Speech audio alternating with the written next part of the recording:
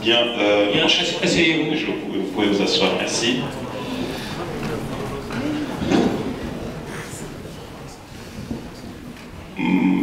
Mon cher Yannick, monsieur le conseiller municipal, monsieur le conseiller régional, notre secrétaire adjoint national au Parti socialiste à l'éducation, nous sommes très heureux de vous accueillir ici, dans ces lieux historiques de la France. Et votre soutien, nous savons, il est toujours, il n'est plus disons, à montrer.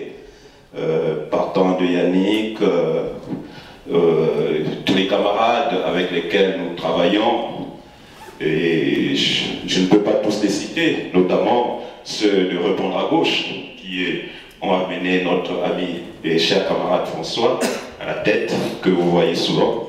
Donc, nous sommes heureux et nous avons pensé que c'était le moment pour vous de nous apporter votre soutien et surtout de dire deux petits mots sur ce qui mine mon pays à moi, en particulier, et l'Afrique en général, c'est-à-dire le manque de démocratie, qui malheureusement est un frein pour le développement dans nos nations. Merci mon cher Yannick, une fois de plus. Bien,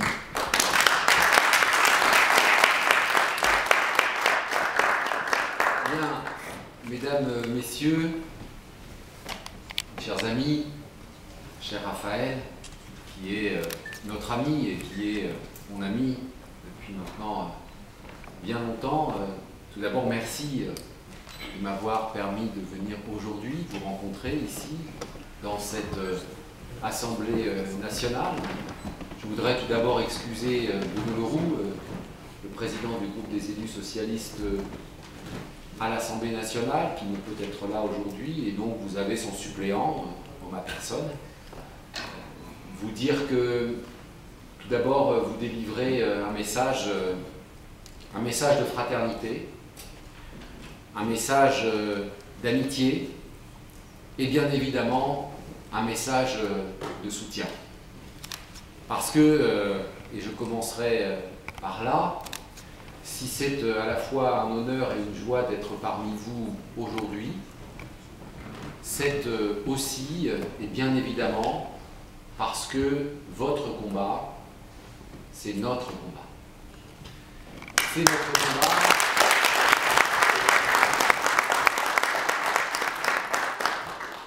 C'est notre combat à nous, on va le dire, femmes et hommes de gauche, et en ce qui nous concerne, avec Raphaël, et je pense que je ne dévoilerai rien ici cet après-midi, c'est le combat des socialistes dans l'international, des socialistes ici, bien évidemment en France, avec notre président François Hollande, notre compagnon de route, avec qui nous avons vécu récemment une aventure assez extraordinaire et qui, je pense, témoigne de la chose suivante, qu'en politique, il faut toujours garder espoir. Et le parcours de François Hollande, en ce sens, est un parcours assez remarquable, au sens où, il y a encore de cela quelques mois, un petit nombre d'années, bien peu de personnes ici en France ne pariaient sur ce qu'il advint par la suite, et que nous étions très peu, avec Raphaël, dès le début de cette histoire, à croire en François Hollande, et que ce message d'espoir, c'est un message que je veux aussi partager avec vous pour la cause pour laquelle vous vous battez du matin au soir et du soir au matin, pour laquelle vous êtes ici aujourd'hui, pour laquelle je suis ici avec Bruno Leroux parmi vous. Et cette cause, cet espoir, ce combat, ce sont des valeurs ce sont des valeurs que nous partageons collectivement. Elles sont finalement assez simples, mais elles sont constitutives de notre identité. Parce qu'en tant que femmes et hommes de gauche, en tant que femmes et hommes socialistes, nous venons de ces valeurs, nous venons du siècle des Lumières, et nous venons de ces valeurs de démocratie, nous venons de ces valeurs de citoyenneté, nous venons de ces valeurs qui consistent à dire que la liberté de conscience, que la liberté individuelle et collective, que le suffrage universel ne sont pas de vains mots, mais que ce sont avant toute chose des droits inaliénables.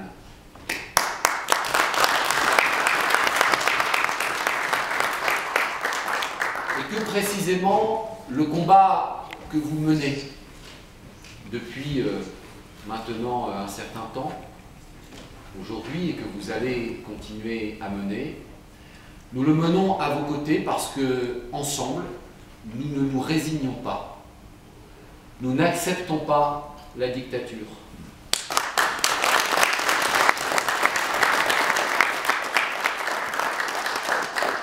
Nous n'acceptons pas que des femmes et des hommes soient privés de leurs droits élémentaires d'expression. Nous n'acceptons pas que, finalement, le pouvoir soit entre les mains de quelques-uns, de clans, de familles.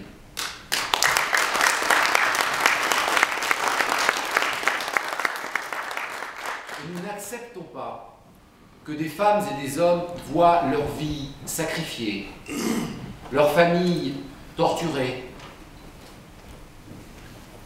et au bout du compte, la liberté essentielle qui est celle de chacune et chacun, eh bien que cette liberté soit remise au fond des geôles de prison. Ce sont ces valeurs-là que nous partageons ensemble. Et je suis venu vous le dire cet après-midi.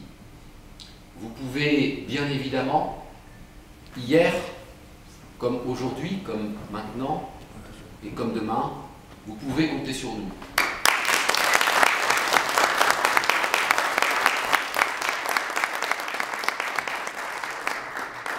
Le Congo, ça n'est pas à vous que je vais l'apprendre, vous le savez bien mieux que moi, traverse une crise grave, une crise profonde, qui touche d'ailleurs tous les pans de la nation et de l'État. C'est une crise politique, avant toute chose, profonde, mais c'est aussi, parce que souvent les crises politiques génèrent des crises économiques et génèrent des crises sociales et financières.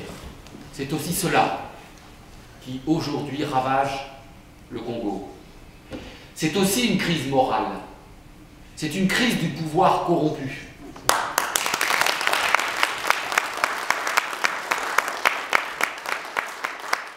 C'est aussi une crise sécuritaire et une crise culturelle au sens où elle met sous l'éteignoir tout ce qui peut constituer la diversité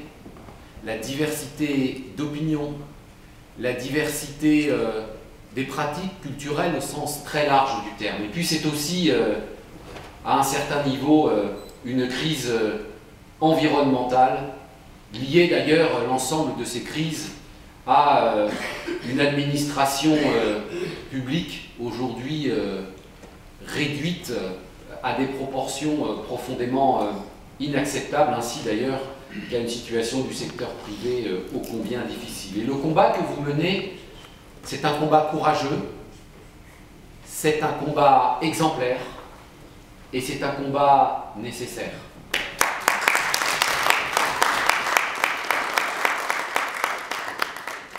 Les actions que vous menez, toutes et tous ensemble, de le reconstruire sur des bases saines, sur des bases démocratiques, sur des bases qui permettent à chacune et à chacun, à chaque enfant. Et vous le savez, la question de l'éducation est essentielle. Et je m'y consacre, comme le disait Raphaël, tous les jours, ici, en France, mais la question de l'éducation traverse les frontières. Et que l'on sait que l'éducation, c'est le patrimoine de ceux qui n'en ont pas. Et que dans un pays comme le Congo, tant que cette question-là également ne sera pas réglée, tant qu'un système éducatif respectueux des consciences ne permettra pas la formation des citoyennes et des citoyens de demain, dans le respect de chacune et de chacun, dans l'émancipation individuelle et collective, eh bien, tant que ce système-là ne sera pas en place au Congo, rien ne sera réglé et vous êtes les porteurs de cet espoir et de cette exigence.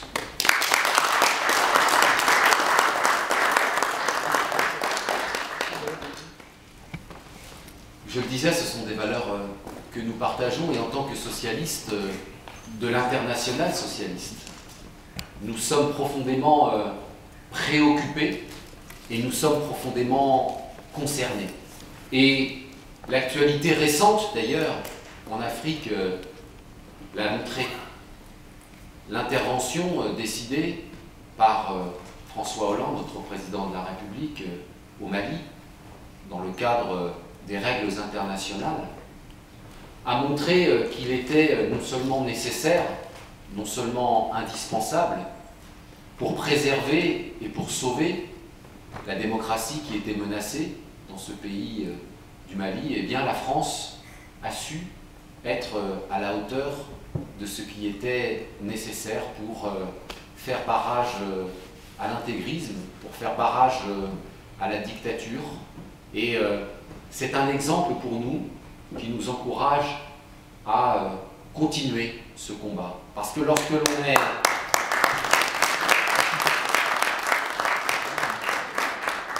l'on est socialiste, eh bien, tant qu'il existe quelque part sur la planète des dictatures, des endroits où des femmes et des hommes, au prix de leur vie, là-bas, mais aussi ici, en France, car je sais que le combat que vous menez, c'est non seulement un combat courageux, c'est un combat aussi risqué, je le mesure, et j'en discute souvent avec mon ami Raphaël. Eh bien, ce combat-là est un combat que nous portons et que nous devons porter avec vous pour vous permettre, pour nous permettre, d'inverser le sens de l'histoire politique de ce pays.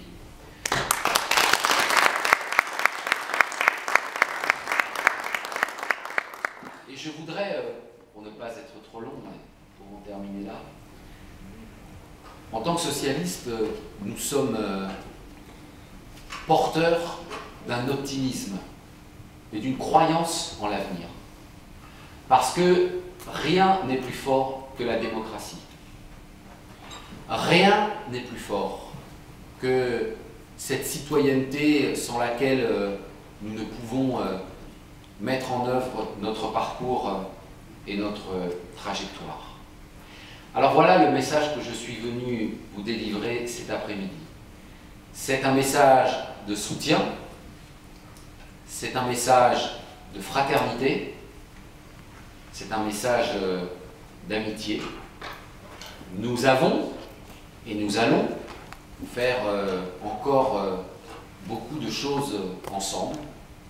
Et sachez qu'à chaque fois que vous toquerez à notre porte, à chaque fois que vous viendrez pour nous dire voilà comment nous pensons qu'il faut faire les choses ensemble pour garantir ce qui doit être au Congo, comme partout sur cette planète, eh bien, vous nous trouverez auprès de vous.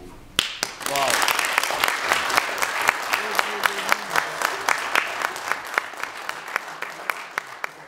je voudrais terminer par une citation d'un très grand président de la République française, qui s'appelait aussi François, et qui, sur ce beau continent de l'Afrique, avait souvent de bien belles histoires à nous raconter, et puis à mener aussi un certain nombre de combats pour la démocratie à laquelle nous sommes toutes et tous tant attachés.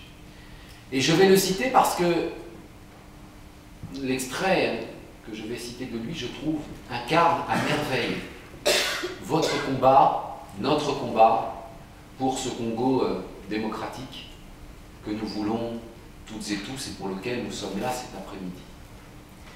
François Mitterrand a dit « Rien n'est jamais acquis. Tout exige une grande vigilance, la force d'un combat et la grandeur d'un idéal. » Voilà ce qui, je pense, quelque part, est le talisman que nous portons ensemble pour ce Congo que nous aimons tant, toutes et tous, mais que nous voulons différent, changer, profondément changer, transformer, dans le sens et sur la base du projet politique que vous portez pour les femmes et les hommes de ce pays, mais bien au-delà, pour les femmes et les hommes de la terre entière.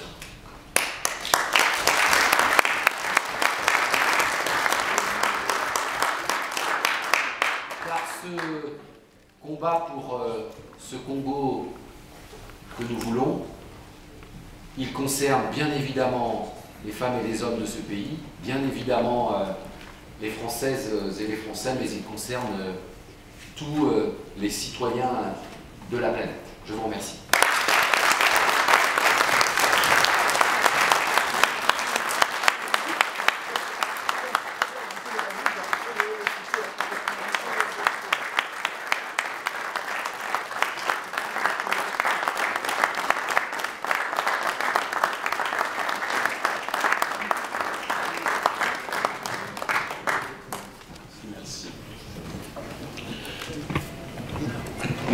Merci, mon cher Yannick.